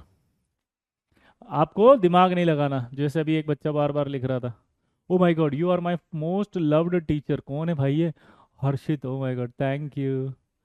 दिव्यांश कह रहा है कि हमें कैसे पता चलेगा साइज, वो एग्जामिनर की हेड है, कि आपको नहीं सोचना, आपको आंसर इससे देना है जो मैंने अभी बताया, इनर्ट ज़्यादा मतलब ज़्यादा,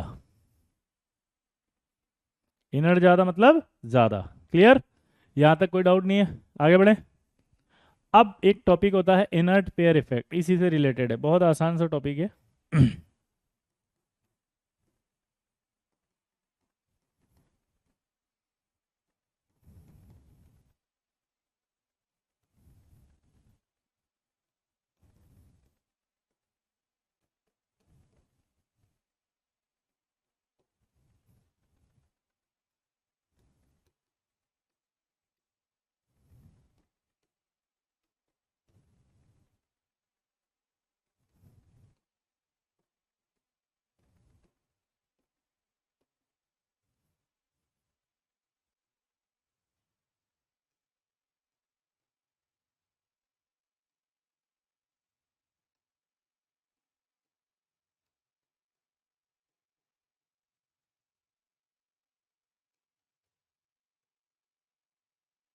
यही कर लेते हैं अभी तो, है ना।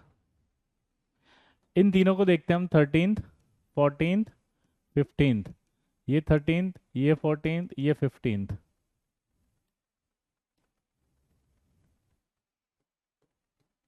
+1 +3 +1 +3 +1 +3, इवन बोरोन तो +1 दिखाता भी नहीं है, एक ही दिखा के रह जाता है, +3।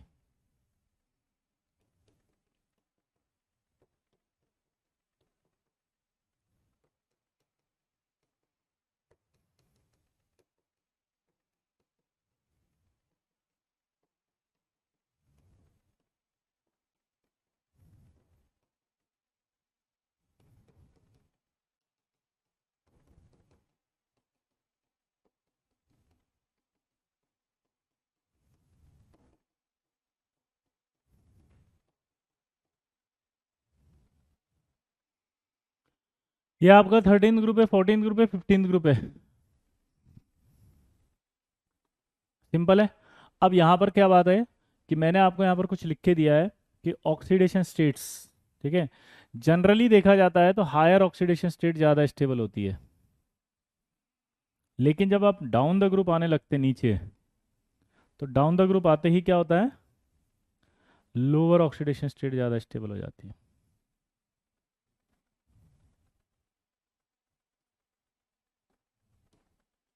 बाकी हमेशा कौन सी होती है, हायर।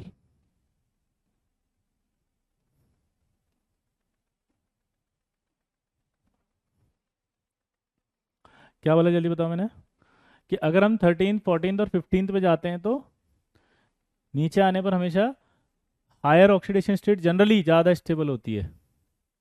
क्या बोला जल्दी बताओ, हमेशा हायर ऑक्सीडेशन स्टेट ज़्यादा स्टेबल होती है, but in P block 13 to 15th group lower oxidation state become stable. Explain why. समझ गए, तो हम क्या लिख रहे हैं, ध्यान से देखना इधर।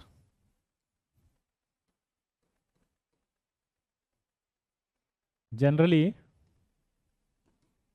Higher oxidation state becomes more stable than lower oxidation state.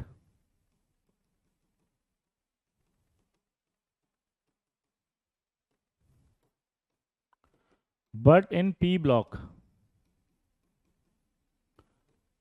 13 to 15th group on moving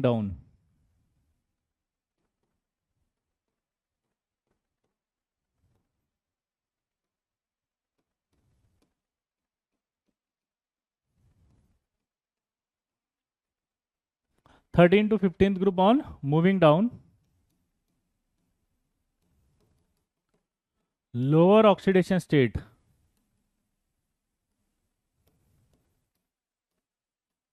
becomes more stable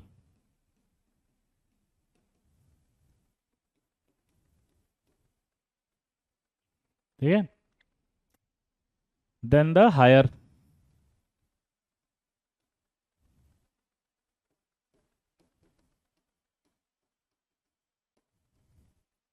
मैं रीजन लिख रहा हूं इसका direct, due to poor shielding effect of 4F subshell.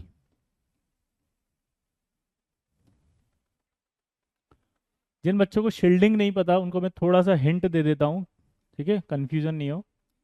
आप 11th में जाके पढ़ लेना शील्डिंग का मतलब क्या होता है. देखो ये न्यूक्लियस होता है, ये इलेक्ट्रॉन होता है और ये इलेक्ट्रॉन होता है. न्यूक्लियर चार्ज इसको भी अट्रैक्ट कर रहा है, इसको भी अट्रैक्ट कर रहा है. दिमाग की बत्ती जलाना. ये न्यूक्लियस है, वो इसको भी अट्रैक्ट कर रहा है, इसको भी अट्रैक्ट कर रहा है. लेकिन जब अंदर वाला इलेक्ट्रॉन होता है ना, वो इस बाहर वाले इलेक्ट्रॉन को धक्का दे देता है ऐसे दूर,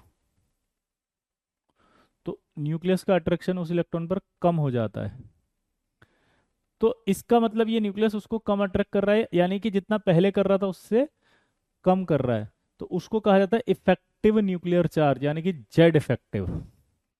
उसको क्या कहा जाता है, इफेक्टिव न्यूक्लियर चार्ज. और ये जो अंदर वाला इलेक्ट्रॉन होता है, ये बाहर वाले इलेक्ट्रॉन को धक्का दे रहा है, इसका मतलब प्रोटेक्ट कर रहा है इससे. उस प्रोटेक्शन को नाम देते हैं शील्ड करना, शील्डिंग इफेक्ट. अब जो प्रोटेक्ट कौन सा इलेक्ट्रॉन ज्यादा करेगा, तो सबसे ज्यादा प्रोटेक्ट करता है एस, फिर पी, फिर डी और फिर एफ.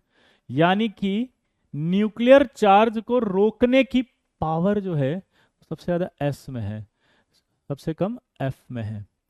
अब आप इमेजिन करो कि अगर एफ आता है तो 14 इलेक्ट्रॉन्स आते हैं, न्यूक्लियस में 14 प्रोटॉन बढ़ते हैं. प्रोटॉन बढ़ती, प्रोटॉन का चार्ज बढ़ना शुरू होगा और एफ की कोई पावर नहीं है उस चार्ज को रोकने की. वो कहेगा भैया जाओ, तो वो पावर जो होगा सीधा आउटर शेल पर जाएगा एकदम से, और आउटर शेल के इलेक्ट्रॉन को खींचना शुरू करेगा अपनी ओर. एफ नहीं रोक रहा, एफ तो ऐसे खड़ा हो गया, हमसे ना हो पाएगा. क्या बोल रहा है वो, हमसे ना हो पाएगा. क्या बोल रहा है वो, हमसे ना हो पाएगा, तो सीधा आउटर शेल पे जाएगा. तो उसी की वजह से ये दिक्कत आ रही है. अब कैसे, देखो जरा, अगर मैं थेलियम का नॉर्मल कॉन्फ़िगरेशन देखूं तो आपको पता है जीनोन आएगा,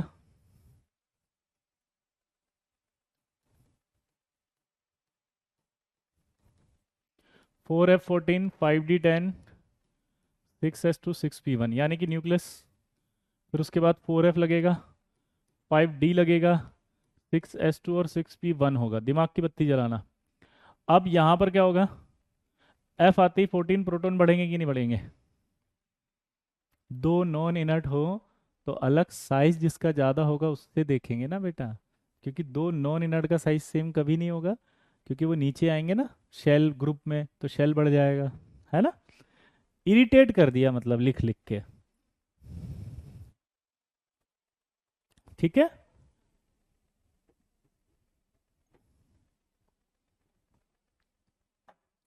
स्क्रीनिंग इफेक्ट से अट्रैक्शन कैसे हो. स्क्रीनिंग इफेक्ट मतलब होता है न्यूक्लियर चार्ज को रोकना. अगर ये नहीं रोक रहा तो न्यूक्लियर चार्ज बाहर की तरफ ज़्यादा लगेगा.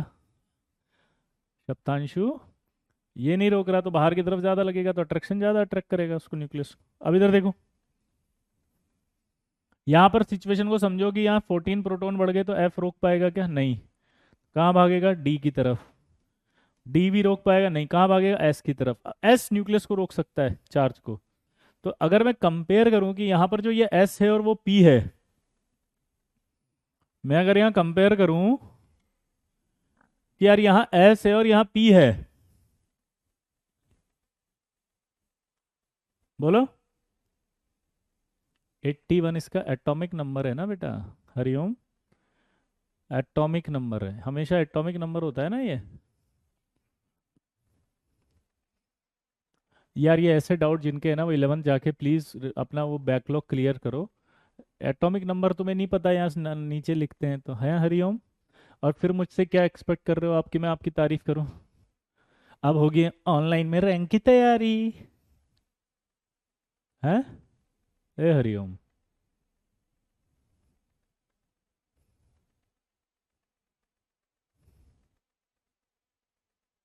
एटॉमिक नंबर होता है ये।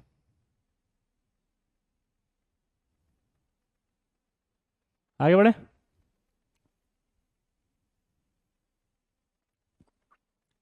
अब यहां पर बात करते हैं अपन, न्यूक्लियर चार्ज किस पर लगा है? सोचो अब, एस पर और पी पे। तो एस रोक लेगा उसको, यानी कि एस के 2 इलेक्ट्रॉन पर न्यूक्लियर चार्ज ज़्यादा लग रहा है एस कंपेयर टू पी।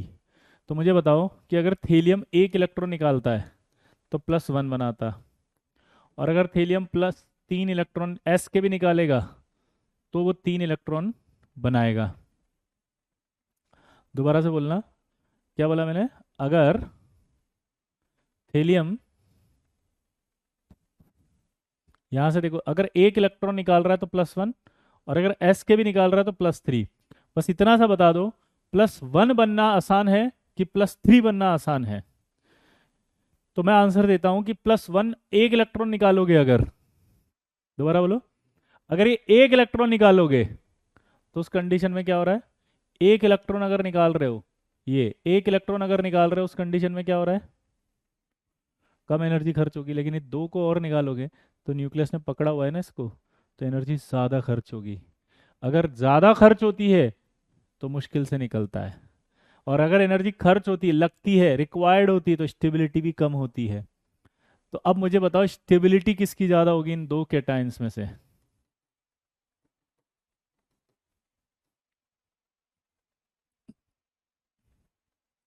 बोलो, स्टेबिलिटी किसकी ज़्यादा होगी इनमें से, बताओ।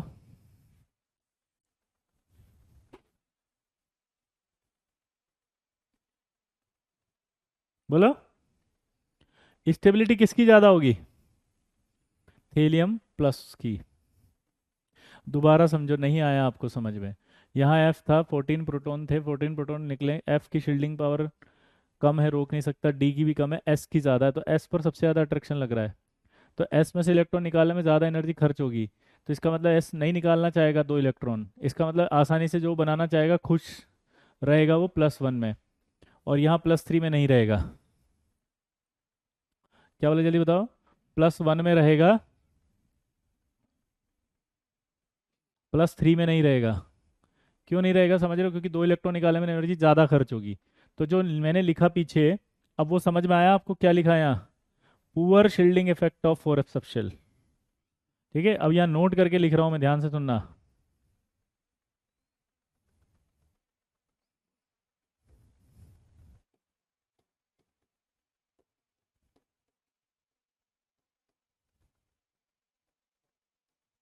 The tendency of inertness of ns electron towards bonding is called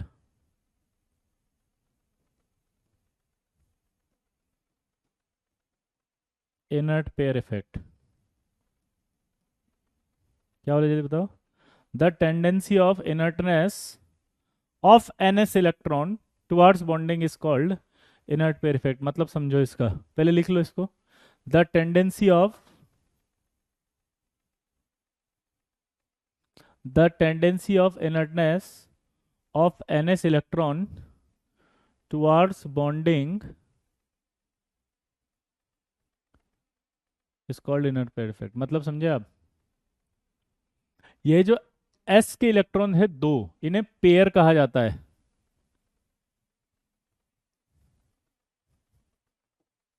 pair pair.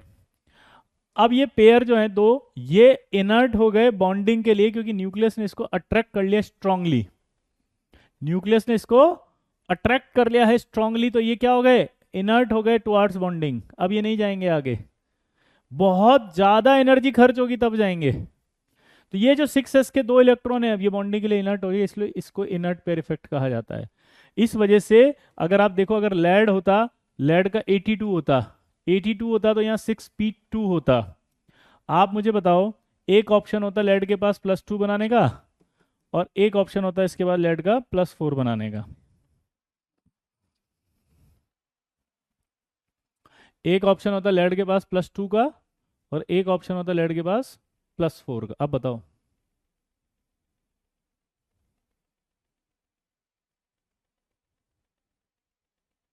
अब कौन ज्यादा, +2 ज्यादा। एक ऑप्शन होता बिस्मिथ +3, और एक ऑप्शन होता बिस्मिथ +5। अब बताओ,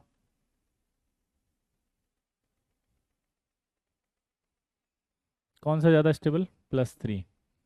एक ऑप्शन होता मरकरी 0 पे रहता, और एक मरकरी +2 पे चला जाता, कौन ज्यादा स्टेबल होता, मरकरी, क्योंकि मरकरी के अंदर ये भी हट जाएगा, 80 होते हैं ना टोटल।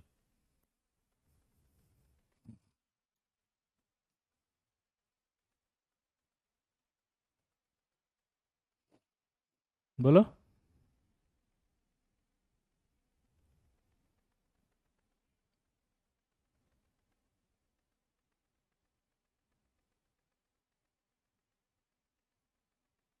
ये इनकी स्टेबिलिटी होती है। अब जब इनकी स्टेबिलिटी हमें समझ में आ गई, तो एक सवाल बनेगा कि यार Pb4+ अगर हो, उसको कोई दो इलेक्ट्रॉन दे दे, तो वो +2 में जाना पसंद करेगा कि नहीं करेगा, ये बताओ। हेलियम +3 है, उसको कोई दो इलेक्ट्रॉन दे दे, हेलियम प्लस में जाना पसंद करेगा नहीं करेगा। बिस्मिथ +5 है, उसको दो इलेक्ट्रॉन दे दे, बिस्मिथ +3 में जाना पसंद करेगा नहीं करेगा।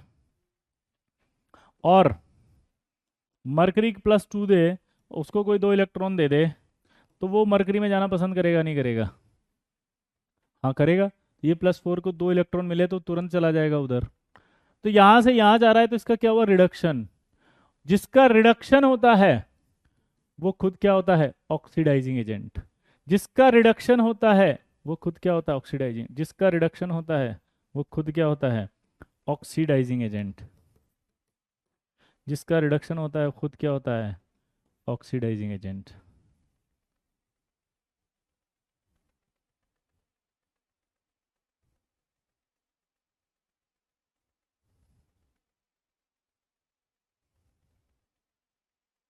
These are the good oxidizing agents, ये सवाल पूछेगा आपसे, पक्का। तो अगर आपसे बोले कि लेड का +4 ऑक्सीडेशन स्टेट वाला कोई कंपाउंड दे दे, और बोले कि ये ऑक्सीडाइजिंग एजेंट है क्या, हाँ, तो बताना, क्या PbO2 एक ऑक्सीडाइजिंग एजेंट है, Pb3O4 एक ऑक्सीडाइजिंग एजेंट है, Pb2O3 एक ऑक्सीडाइजिंग एजेंट है। ये Pb ऐसे बना हुआ है,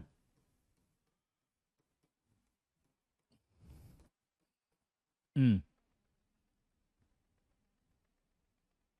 ये सिर्फ इन्हीं पे होगा, नीचे वालों में इनर्ट पेयर इफेक्ट लग रहा है जिनमें,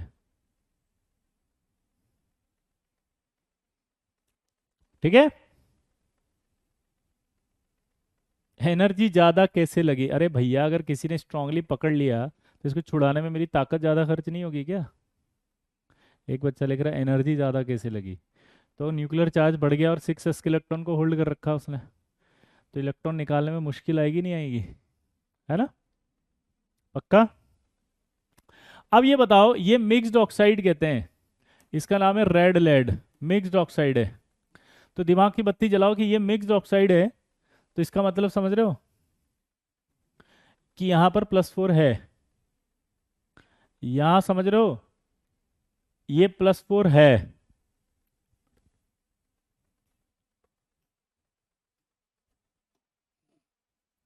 तो अगर यहां पर +4 है, यहां पर +4 है, इसका मतलब क्या निकलता है कि ये ऑक्सीडाइजिंग एजेंट होंगे। तो जब भी लेड का कोई कंपाउंड आ गया, वो हमेशा ऑक्सीडाइजिंग एजेंट होगा। नोट, ऐसे लिख दूं, tetravalent compound of lead are strong oxidizing agent.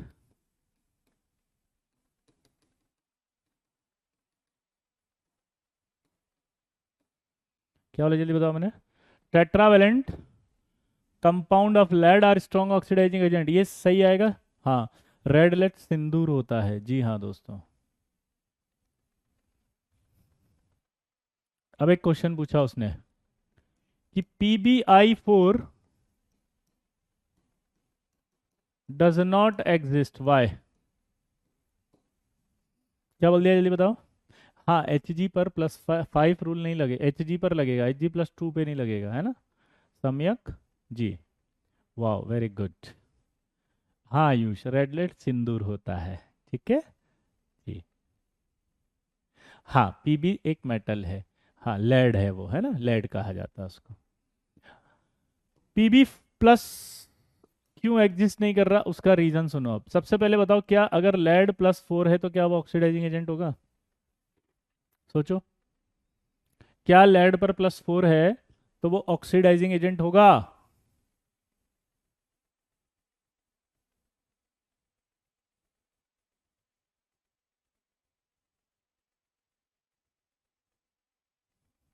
अब आपको पता होना चाहिए कि आयोडीन भी बहुत अच्छा रिड्यूसिंग एजेंट होता है। बोलो, आयोडीन भी बहुत अच्छा रिड्यूसिंग एजेंट होता है। ये आप आगे पढ़ोगे, मैं आपकी सहूलियत के लिए लिख रहा हूँ, जस्ट हेल्प कर रहा हूँ मैं। प्लीज ऐसा नहीं हो कि मैं हेल्प करूँ और मैं ही फंस जाऊं कि ये कैसे आया, क्यों आया। ये आपको फिजिकल वाले सर इलेक्ट्रोकेमिस्ट्री में पढ़ाएंगे, मैंने आपकी मदद कर दी। ये फिजिकल वाले सर बताएंगे, मैंने आपकी हेल्प कर दी दल्ला। हम्म।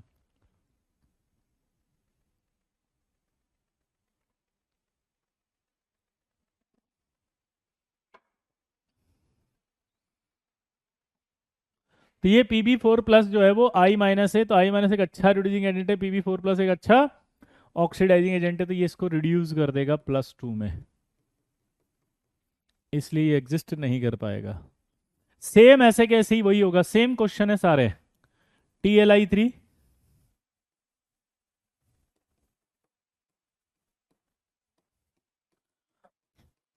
Does not exist, Y? तो ये भी वही है, Tl+3 है, I- है। Tl+3 एक अच्छा ऑक्सीडाइजिंग, ये एक अच्छा रिड्यूसिंग एजेंट है, तो ये इसको रिड्यूस कर देगा। समझ रहे हो? सेम सवाल का पैटर्न है, सब ऑक्सीडाइजिंग एजेंट है, ये सारे अच्छे रिड्यूसिंग एजेंट है, ये रिड्यूस कर देंगे। फिर Bi5 एग्जिस्ट नहीं करेगा, सेम कॉन्सेप्ट। क्या? कि Bi5+ जो होगा वो भी अच्छा ऑक्सीडाइजिंग एजेंट है। देखो, एक ही कॉन्सेप्ट को घुमा रहा है वो, तो ये Bi+3 में ले जाएगा, I2 में आ जाएगा। ठीक है, बस एक क्वेश्चन में खतरनाक है, बस एक क्वेश्चन में उलझ जाओगे, अभी मैं बता देता हूँ वो। TLI3 exist with I3-, yes. अगर सवाल में ये दे दे कि I3- के साथ, तो फिर आप बोलोगे हाँ एग्जिस्ट करता है, क्योंकि I3- मतलब होता है एक नेगेटिव, और अगर एक नेगेटिव है तो थेलियम पर एक पॉजिटिव, और एक पॉजिटिव वाला थेलियम ऑक्सीडाइजिंग एजेंट नहीं होता।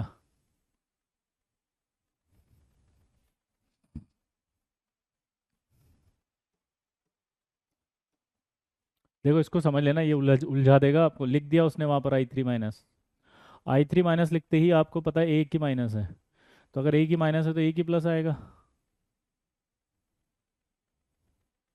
और अगर एक ही माइनस है एक ही प्लस है तो ये एग्जिस्ट करेगा, क्योंकि थेलियम प्लस ऑक्सीडाइजिंग एजेंट नहीं होगा। कौन है यार, ये क्या बोल रहा है, ये कौन है ये? वेदांत, पिट जाओगे तुम्हें, सही बता रहा हूँ। अगर मैंने अभी आंसर पूछा और गलत निकल गया तो ध्यान सुनना। वेदांत ने लिखा है कि डीपीपी नहीं मिला है सर अभी तक। आप बताओ, डीपीपी केमिकल बॉन्डिंग का मिला या नहीं मिला? अगर मिल गया आज, तो आज ये वेदांत अभी वर्चुअली पिटेगा, यहां से भेजूंगा मैं 2.0 को आज। डीपीपी केमिकल बॉन्डिंग की दी नहीं दी मैंने, ईमानदारी से बताओ? 4 बार लिख चुका ये। टीपीपी प्रोवाइड करा दीजिए प्लीज सर। तुम बोलो डीपीपी मिली नहीं मिली?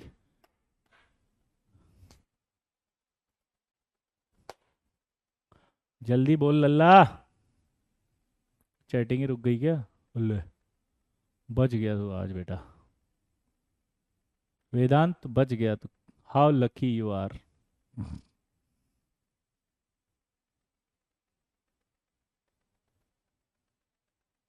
बस रुक गए, चलो मिलते हैं भाई नेक्स्ट क्लास में, तब तक के लिए टाटा।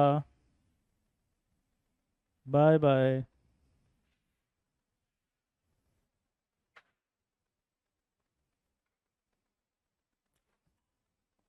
ठीक है, चलो बाय, मिलते हैं भाई।